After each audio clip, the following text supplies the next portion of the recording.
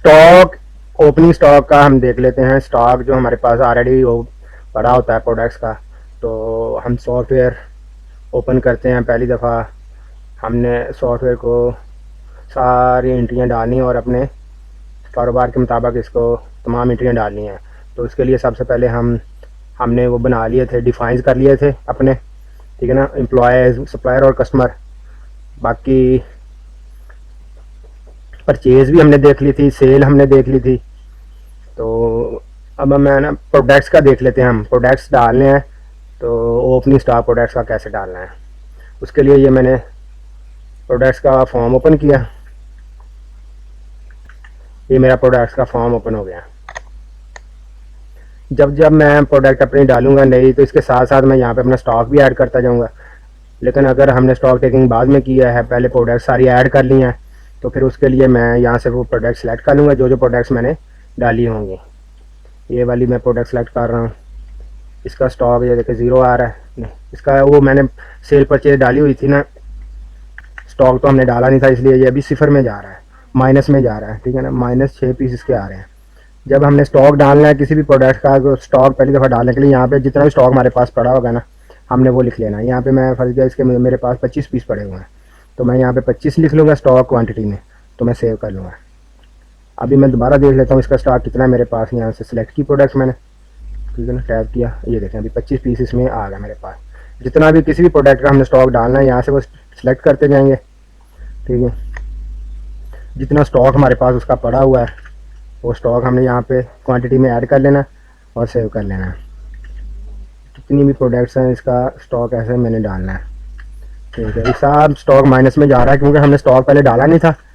हमने परचेज़ और सेल के वीडियोस बनाए थे, तो उसमें जो हमने क्वांटिटी डालते रहे हैं वो माइनस में जा रही थी। अभी मैं इसका स्टॉक ला रहा हूँ, ठीक है ना। ये हमने पहले डाल लेना स्टॉक सॉफ्टवेयर को चलाने से पहले, जब सेल इनवॉइस और परचेज़ की एंट्रीज डालने से पहले। तो हम स्टॉक हमारे पास होगा तो हम परचेज़ और सेल का सही से एंट्री कर सकते हैं। ये देखें ये भी माइनस में है, सारा स्टॉक मेरे पास माइनस में गया हुआ है। ये इसके मैंने 61 पीस ऐड कर लिया। ऐसे फर्जी में ऐड करता जा रहा हूँ। जितनी भी प्रोडक्ट्स हैं मैंने सब के ऐड कर लेने हैं। ये -8 आ रहा है, इसका मैंने 75 पीस लिख लिए मेरे पास पड़े हुए हैं। जितनी भी क्वांटिटी आपके पास होगी आपने ऐड कर लेनी है। कोई तब्दीली करनी है, यहाँ से हम तब्दीली भी कर सकते हैं। ये मैंने सेव कर लिया। इस तरह हम अपना जितनी भी प्रोडक्ट्स हमारे पास होंगी, हमने ऐड की होंगी, सब का हम स्टॉक डाल लेंगे।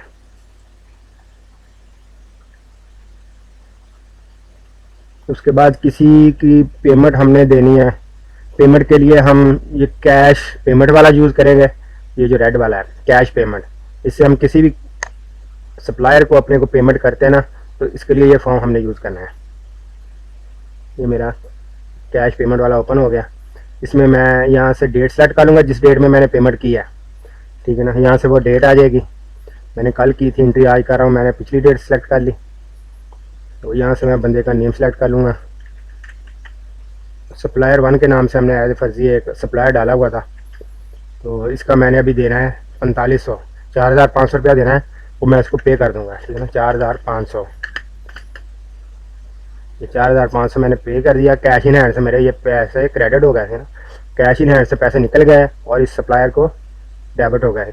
इसके खाते से चले गए, खाते में से भी निकल गए जो हमने इसको पेमेंट कर दिया। ठीक है, अभी इसका दोबारा देख लेते हैं सप्लायर वन। ठीक है, सप्लायर वन ये देखें, अभी मैंने 4500 इसका आ रहा था वो डाल दिया, तो अभी इसका 0 हो गया।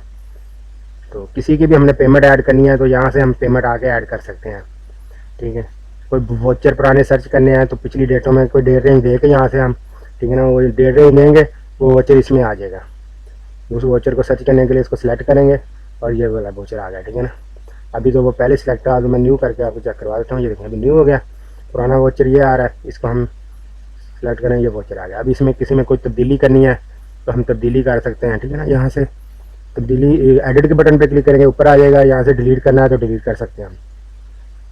इसी तरह कैश पेमेंट, किसी से हमें पेमेंट रिसीव हुई है, हमारे कस्टमर है, उनसे हमने पेमेंट लेनी थी, तो उसकी पेमेंट आई है हमारे पास, तो उसके लिए हम यहाँ पे वही तरीकाकार है, डेट आए, डेट में डेट सेलेक्ट कर लेंगे और उस बंदे का नेम, अगर कोई नरेशन लिखनी है, कोई रिमार्क्स लिखनी है, यहाँ से हम वो लिख सकते हैं और बंदे का नेम यहाँ से कर लेंगे। कस्टमर का हमने ये कस्टमर 3 के नाम से एज एग्जाम्पल एक डाला हुआ है, कस्टमर 3, इससे पेमेंट मैंने लेनी है 10,414, मैं डाला था 5,414 रुपये मैंने डाल दिया। ठीक है ना, वो इसकी पेमेंट आ गई है मेरे पास, ये इसको क्रेडिट हो गया। ठीक है ना, कैश इन हैंड में ये जमा हो गया, जितनी भी पेमेंट हमने कैश डालनी है वो कैश इन हैंड में ऑटोमेटिक जमा हो जाएगी। ठीक है ना, तो अभी इसका दोबारा खाता देख लेने कस्टमर का हमारे का, ये देखें, ये 10,000 आ रहा था, अभी 5,000 रह गया है, जो पेमेंट मैंने डाल दिया उसका 5,000 बकाया रह गया। इस तरह ये इसके खाते से निकल गया बंदे के, तो कैश इन हैंड में चले गया। किसी भी बंदे की पेमेंट डालनी है कस्टमर की, तो यहाँ से हम इसको यूज़ कर सकते हैं, कोई मुश्किल तरीका कार नहीं है, ईजी है। और हमारे एक्सपेंस, डेली के जो एक्सपेंस हैं वो यहाँ से हम ऐड करेंगे। एक्सपेंस में जाके डेली का हमारा होम एक्सपेंस है, सप्लाई एक्सपेंस है, ऑफिस एक्सपेंस है, जो भी एक्सपेंस है हमने इधर बहुत सारे हमारे खोले हुए हैं चार्ट ऑफ अकाउंट्स। ठीक है ना, ये देखें बहुत सारे चार्ट अकाउंट मैंने ऑलरेडी खोले हुए हैं, तो अपनी मर्ज़ी से हम नए भी खोल सकते हैं, नए चार्ट ऑफ अकाउंट्स बना सकते हैं हम। ठीक है ना, ये देखें मैंने अभी जो एंट्री डालनी है एक्सपेंस की वो मैं यहाँ से डाल सकता हूँ। को रेंट पे किया है, तो यहाँ पे रेंटल मैंने बनाए हुए थे, यहाँ पे होगा कोई shelf rent, rent expense, rental income, कोई भी एक्सपेंस यहाँ से हमने डालना है वो हम डाल सकते हैं। ये मैं रेंट एक्सपेंस कर देता हूँ। ठीक है, नरेशन में मैं लिख देता हूँ किस चीज़ का ये एक्सपेंस है, cash expense bye rent paid. ठीक है ना, हमने बिल्डिंग जो किराए पे ली हुई है एज एग्जांपल, उसका मैंने रेंट पे कर दिया, कितना रेंट है उसका मैंने 30,000 कर दिया। ठीक है ना, 30,000 मैंने पे कर दिया। ये देखो एक्सपेंस में वो 30,000 चला गया, कैश इन हैंड से वो 30,000 निकल गया, क्रेडिट हो गया। जो चीज़ क्रेडिट होगी वो निकल जाती है, पेमेंट जो डेबिट होगी उसमें जमा हो जाती है अकाउंट्स में। ठीक है ना, ये 30,000 ऑटोमेटिक हो गया कैश इन हैंड से आउट, और ये रेंट में चला गया, रेंट का हमारा डेबिट हो गया। जिस तरह कोई भी एक्सपेंस हमने डालना है उसका यही तरीकाकार है, यहाँ से वो अकाउंट F2 करके सेलेक्ट कर लेना है और उसका डेबिट कर दें। यहाँ पे अमाउंट में हमें जितनी अमाउंट भी की करनी है एक्सपेंस में वो यहाँ पे ऐड कर लेंगे। किसी के चेक हमने लिए हैं, अच्छा ये हम दूसरे वीडियोज़ में देख लेंगे। अभी ये वीडियो मेरी लंबी हो रही है तो मैं अभी यहाँ पे क्लोज कर देता हूँ। इससे अगली वीडियो में हम चेक्स का देख लेंगे, जनरल वाउचर का देख लेंगे। ठीक है ना।